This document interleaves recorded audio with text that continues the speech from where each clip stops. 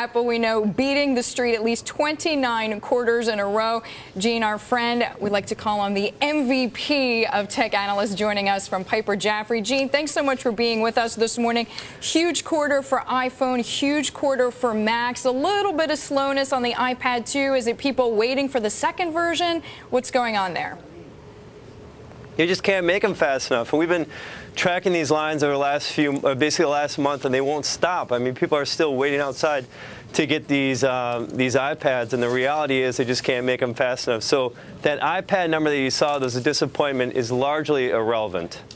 Gene, let's talk about the things that are more relevant. 18.7 million iPhones in the quarter, more than pretty much anybody anticipated, plus this surprise with sales of Macs. What does this tell you about Apple as a franchise right now?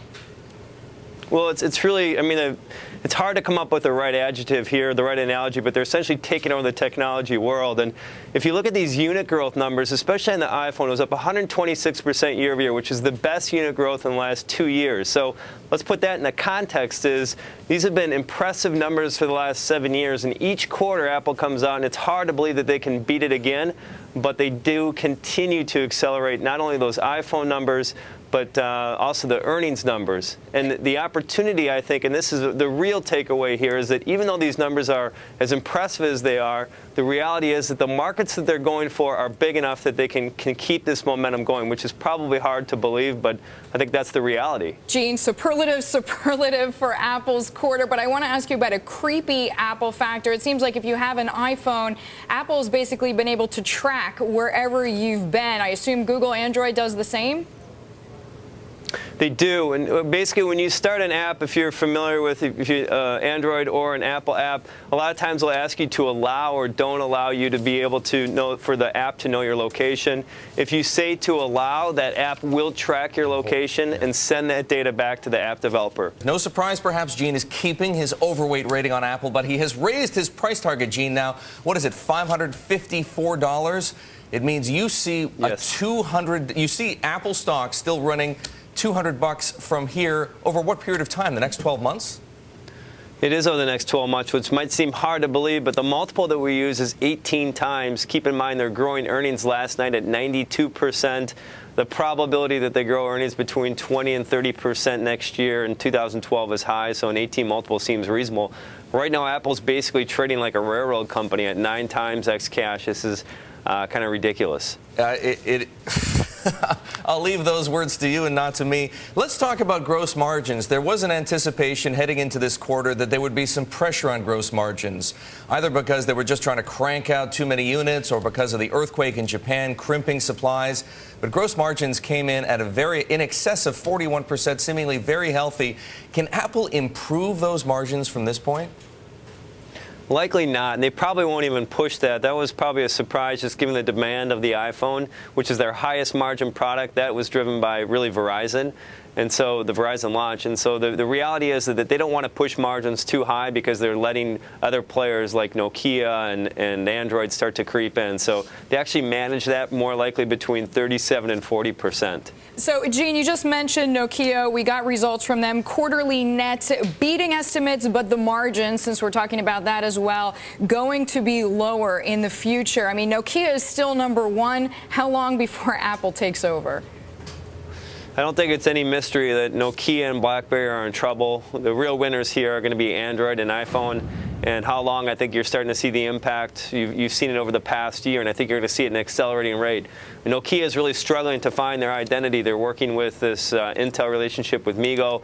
They've endorsed the Microsoft Windows operating system, and then they have their own Symbian. So, well, Apple is very clean and simple and makes it easy for people. When it comes to Nokia, it's a little bit more fragmented. And the reality is Nokia just hasn't had any really exciting products like Android and iPhone have over the last couple of years. We might as well throw a couple of figures out there, Gene. Nokia's gross margins in the device business, the one that's comparable to Apple, 29% versus Apple's 41+. And they shipped 108.5 million unit devices, so mobile phones in the first quarter, up only 1% from a year ago. So it really does give you a sense of how much faster Apple is growing than Nokia. But let's go back to a moment to this whole issue of concerns heading into the quarter. Did Apple dismiss for you every doubt that you might have had about any part of their business?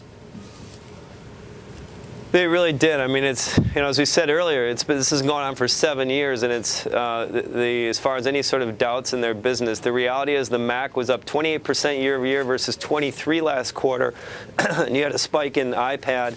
iPad continues to do well. They're not seeing cannibalization. iPhone's obviously doing well. To answer your question, is that it was clean across the board. The only problem is they've got this obsessive amounts of cash that they're not doing anything with. It really frustrates investors. Speaking of frustrating investors, Gene, what about guidance? Apple continually comes out with modest guidance and then tears the cover off the ball relative to its own predictions and analyst estimates like yours. Why? I mean, what do you do if you're an investor listening to Tim Cook give this cautious guidance when they had 29 quarters in a row they have a history of beating it? Well, we go back and look at how they do relative to their guidance and can track all of that, and there's some relevance there. But the reality is, in a lot of cases, Apple doesn't know. I think that probably would surprise people, is that they're figuring this out as they go, just like we are. And these demand curves that are spiking, whether it's the iPhone this quarter, what will be the iPad next year, are really surprises not only to investors but to the company. And so, you can call it sandbagging, but the reality is that there's a lot of them just being conservative and getting surprised themselves at the magnitude of what's going on. Gene, not a ton of time left, but do you think they were surprised, to your point about Mac sales? We've been talking about the PC, the desktop being dead. We heard from Intel and IBM yesterday. Seems like it's not the case from that perspective as well. What's your take? There's something bigger going on with Apple. The fact that they tie their devices to their computers, to the Mac computers, is allowing them to buck this industry trend of slower PC sales despite the iPad taking share. Gene, thanks so much for joining us. As always, here on the Inside Track, Gene Munster, he's a managing director and senior research analyst at Piper Jaffray, one of the most accurate analysts on Apple.